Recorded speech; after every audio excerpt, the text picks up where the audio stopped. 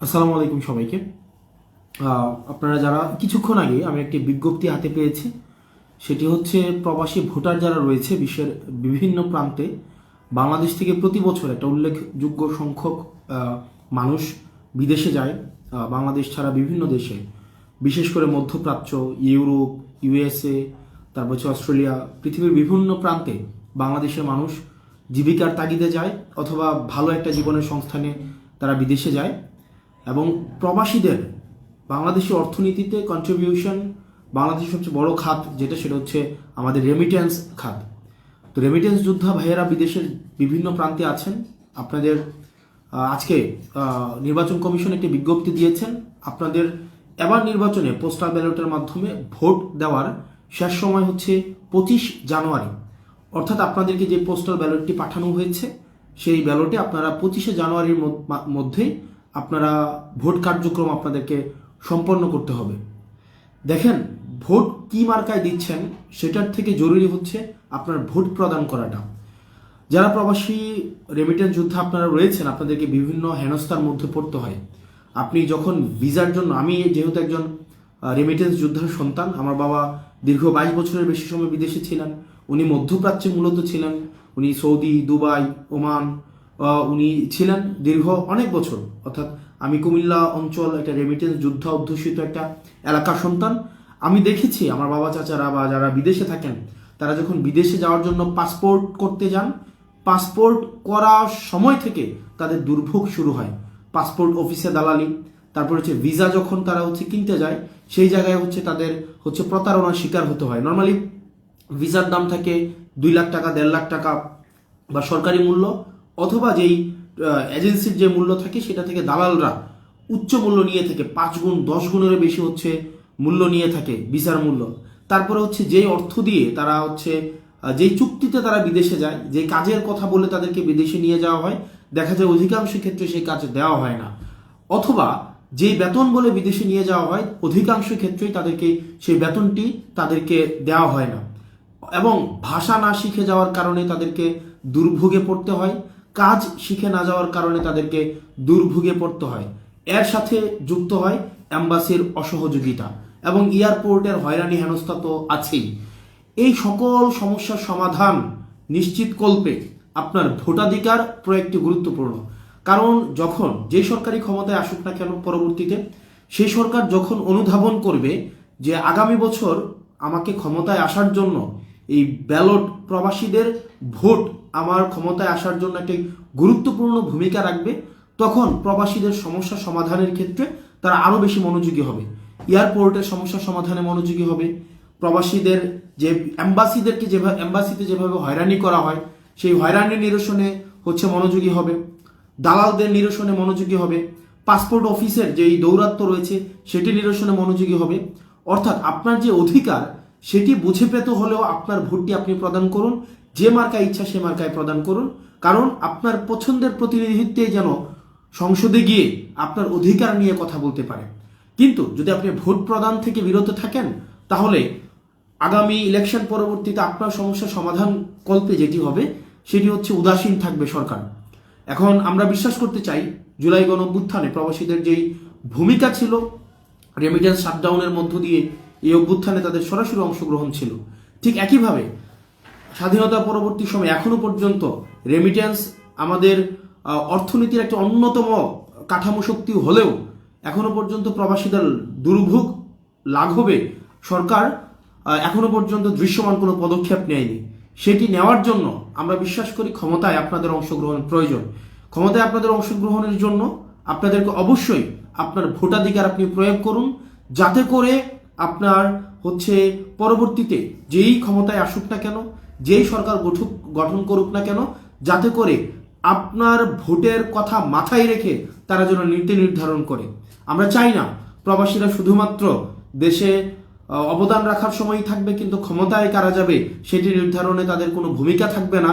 এই বিষয়টি আমরা চাই না। আমরা চাই প্রবাসীরা যারা কষ্ট করে, যারা পরিবার থেকে যোজন মাইল দূরে থেকে, স্থানিক দূরত্ব যাদের সাথে আমাদের রয়েছে, দেখা যায় আমি যেহেতু ছিলাম, আমাদের বাবা চাচাদেরকে আমরা দেখেছি বা প্রবাসীদের সন্তানদেরকে আমরা দেখেছি, দেখা যায় তারা যেই পরিবার ছেড়ে শুধুমাত্র দেশের জন্য, পরিবারের উন্নয়নের জন্য, অর্থনৈতিক সমৃদ্ধির জন্য তারা বিদেশে থাকতে হয়। তো তাদের অবদানকে আমরা স্বীকার করি। তাদের হয়রানি বন্ধ হোক, এয়ারপোর্টের হয়রানি বন্ধ হোক, পাসপোর্টের দালালি বন্ধ হোক, ভিসা জটিলতা নিরসন হোক, অ্যাম্বাসির হয়রানি বন্ধ হোক, এবং বিশেষ করে অনেক প্রবাসী রয়েছে প্রত্যেক মাসে আমি 2-3টা এই বিষয়গুলো আমাকে ডিল করতে হয়। সেটি হচ্ছে যে প্রবাসী অনেক রেমিটেন্স যোদ্ধা আছে, বিদেশে গিয়ে হচ্ছে পরিবার বিচ্ছিন্ন একটি সমাজে তাদেরকে মৃত্যুবরণ করতে হয়। লাশটা আনার সময় দালালদের দৌরত্বের মধ্যে তাদেরকে পড়তে হয়। আমরা চাই না দালালদের দৌরত্বের মধ্য দিয়ে তাদের লাশে বাসায় ফিরে এসে বাড়িতে ফিরে আসার প্রক্রিয়াটাও যেন বন্ধ না হয়। সেজন্য প্রবাসীদের সকল সমস্যার সমাধান নিহিত রয়েছে আগামী ভোটাধিকার প্রয়োগের মধ্য দিয়ে। ইচ্ছা আপনার, আপনি কাকে সংসদে দেখতে চান, যাকে ইচ্ছা আপনি তাকে ভোট দেন, তবে আগামী নির্বাচনে অবশ্যই আপনি ভোটাধিকার প্রয়োগ করুন। আপনার ভোটাধিকার প্রয়োগ থেকে আপনি নিজেকে বিরত রাখবেন না, এবং সেটি সর্বশেষ সময় হচ্ছে 25 তারিখ। এবং রেমিটেন্স যুদ্ধে আপনারা যারা রয়েছেন, দেশটাকে আপনারাও আমাদের মতো ধারণ করেন, আমরা জানি।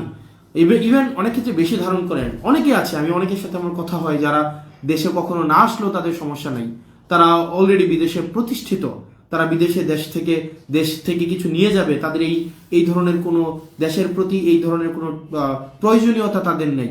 না থাকা সত্ত্বেও দেশের প্রতি তাদের যেই আন্তরিকতা, দেশের প্রতি তাদের যেই অকৃত্রিম যে কৃতজ্ঞতা, দেশের প্রতি তাদের যেই দায়বদ্ধতা, সেই দায়বদ্ধতা আমাদেরকে আরো বেশি দায়িত্বশীল করে। কারণ তারা দেশকে দিচ্ছে, দেশ থেকে আসলে কিছু নিচ্ছে না।